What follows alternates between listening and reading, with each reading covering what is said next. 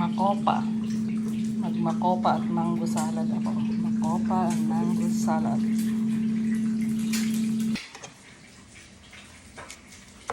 Gagawa ako ng makopa salad. At saka mangga. Matamis na ito. Kasi ito yung tayo makopa. Kapag ganito pa matamis na. Para hindi masyadong matamis at hindi kainin ng ibon. Pinipitas ko na kasi inuunahan ako ng mga ibon. Parang yung cherries. Inuunahan din ako ng mga ibon. Mas masarap ito na isalad. Hindi siya mapakla. Manamis-namis.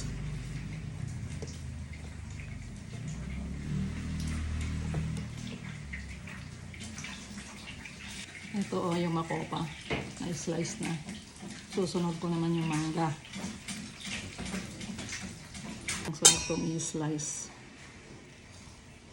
Invento. Dinamita.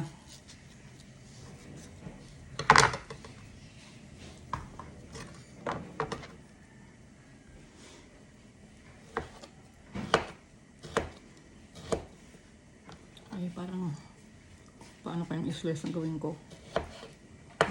Ganito muna. Kakaba na rin.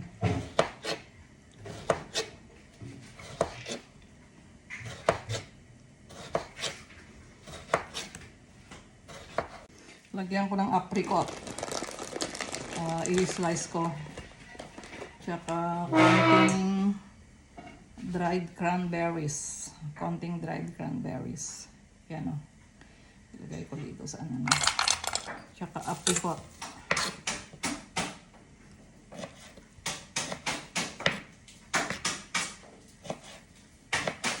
Ito ang dressing ko. Mustard, olive oil, lemon, salt, and honey. Yan. Tapos ang dressing, i-blend natin para mag-incorporate yung kanyang lasa. And then, ilagay natin sa ating salad para maging masarap.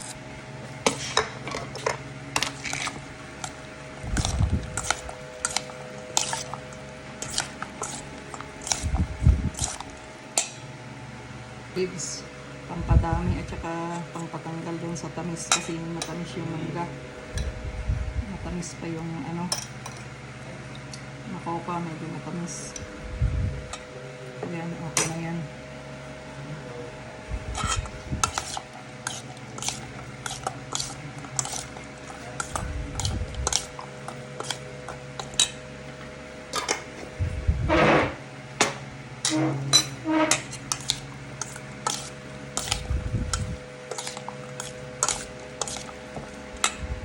Ayan, nahalo ko na siya. Masarap. I-plate ko na. Ilagay ko na sa plato ko for breakfast. Ating makopa mangga salad. In English, wax apple and mango salad. Ayan. This is for breakfast. Ang aking makopa mango salad. Nilagyan ko ng green olives, cranberries, dried cranberries, at saka dried apricot. Yan. Healthy ko no ang breakfast ni Mamita. Kainin natin. Tikman natin kung masarap.